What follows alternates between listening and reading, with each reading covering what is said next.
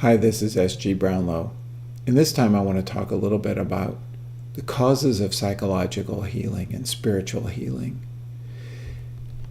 Now, a lot of people have ideas about what causes healing, and I think psychology, I'm going to say, at this point doesn't even believe that healing exists. They think that symptom amelioration is about the best you can get. I'm going to say that I disagree with psychology on that. I've seen genuine healing. I've experienced genuine healing. I've been a part of helping other people to heal. I know that it exists.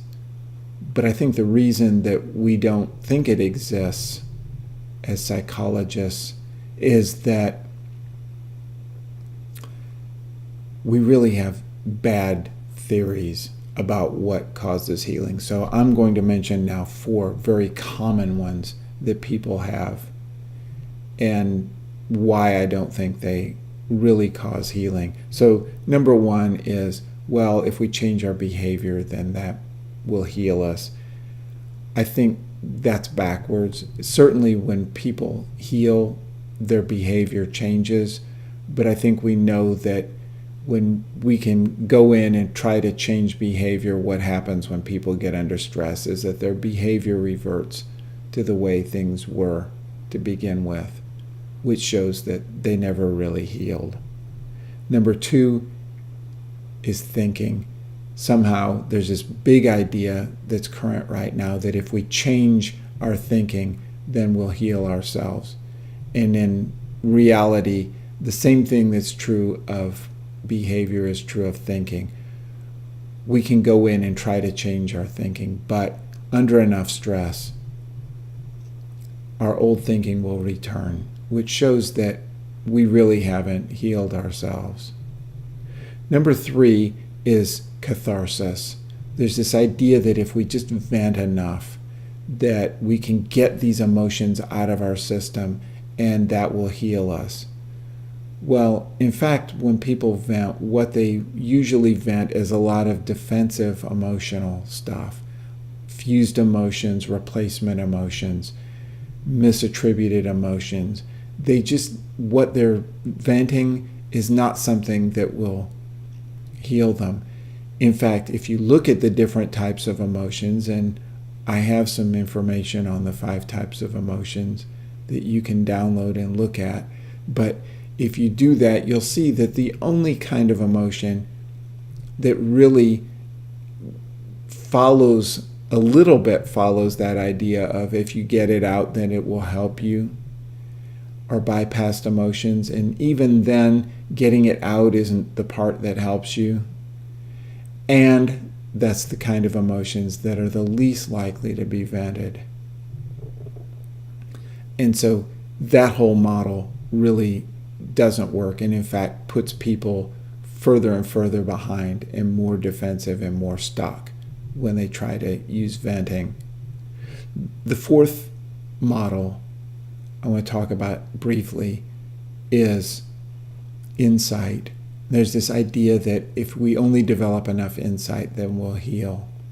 In fact, what we find is that insight, real insight, does go with healing, but the arrow goes kind of the other way. Just like behavior, just like thinking, we develop insight when we change. We don't change because we develop insight.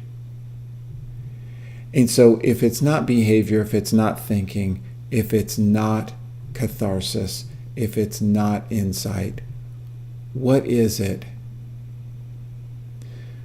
What I'm going to say in my experience, personally, professionally, what changes people, what causes personal transformation is mastering every possible human emotion. And by mastery, what I mean is that you take those emotions that are able to help you meet your needs, and you use those to help you meet your basic universal needs for connection, for security, for mastery, for self-fulfillment. You use the emotions that you have to meet those needs. And any emotion that you have that doesn't help meet those needs, frustration is a good one. It's a great example. You take frustration and you break it down into its constituent parts. In this case, sadness and anger. And you use the anger part of it to get assertive in a healthy way. And you use the sadness part of it to grieve what you never could have. And so you take your emotions and you use them constructively to meet your basic needs. And when you do that, that by itself heals you. Taking your old emotional stuff, looking at relationships that are painful and seem to be driving you into the ground, and instead approaching them with fresh eyes. What is it that these emotions, or what is it that these relations are trying to teach me? What are the emotions involved in this relationship? And how can I use those as signposts to improving my life? What are the emotions trying to tell me? And then doing that and mastering that emotion, and in that way mastering that relationship, learning the lesson of that relationship, so that you can then become more of who you are and become a more powerful version of who you are at your core. That is what healing is about. That's how it happens. Now I'm going to say that not very many people follow this model, but as I said earlier, most people don't believe in healing. I do. I've seen it. I've experienced it. I've been a part of it. I've helped other people experience it. When you're ready, when you've decided that enough is enough, and you're ready to get past these cycles of repeated emotional pain and repeated painful relationship experiences that seem to be driving you backwards instead of bringing you forwards, contact me.